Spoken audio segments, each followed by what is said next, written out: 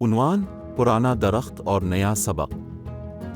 حصہ اول: گاؤں کا منظر۔ ایک سرسبز و شاداب گاؤں تھا جس کا نام نور پور تھا۔ اس گاؤں میں ایک پرانا درخت تھا جو گاؤں کے بیچوں بیچ کھڑا تھا۔ وہ درخت بہت بڑا اور گھنا تھا۔ اس کی شاخیں اتنی پھیلی ہوئی تھیں کہ گرمیوں میں پورے میدان کو سایہ دیتی تھیں۔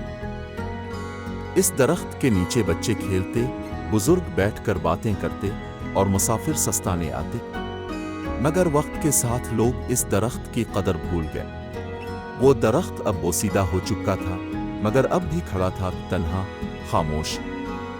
حصہ دوم: شہر سے آیا نوجوان۔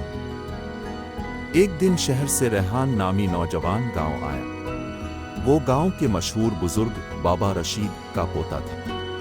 ریحان نے بچپن یہیں گزارا تھا، مگر تعلیم کے لیے شہر چلا گیا تھا۔ اب وہ تعلیم مکمل کر کے واپس آیا تھا۔ ریحان نے درخت کی حالت دیکھی تو افسوس ہوا۔ اس نے گاؤں والوں سے کہا، یہ درخت ہمارا ورثہ ہے، اس نے کئی نسلوں کو سایہ دیا ہے، ہمیں اس کی دیکھ بھال کرنی چاہیے۔ مگر گاؤں والوں نے مذاق اڑایا، یہ تو بوسیدہ ہو چکا ہے، اب کاٹ دیں گے، اس کی جگہ مارکیٹ بنائیں گے۔ ریحان نے سوچا کہ اگر لوگوں کو سبق سکھانا ہے تو صرف باتوں سے کچھ نہ ہوگا۔ حصہ سوم: تبدیلی کی شروعات۔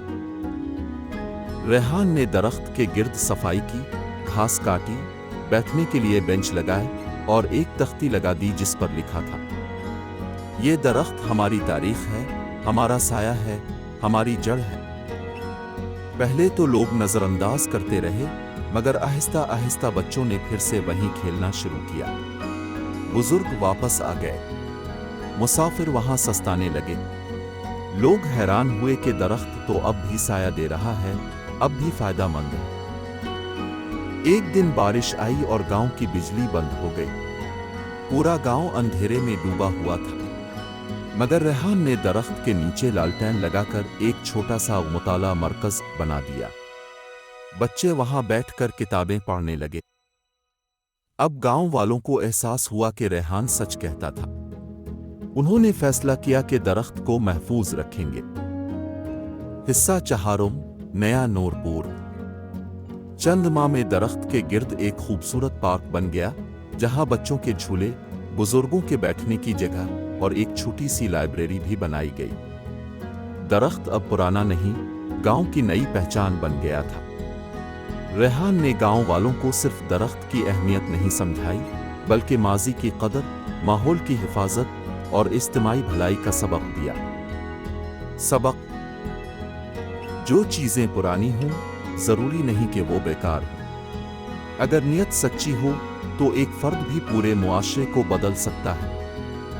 ہمیں اپنی جڑوں، قدرت اور ورثے کی حفاظت کرنی چاہیے۔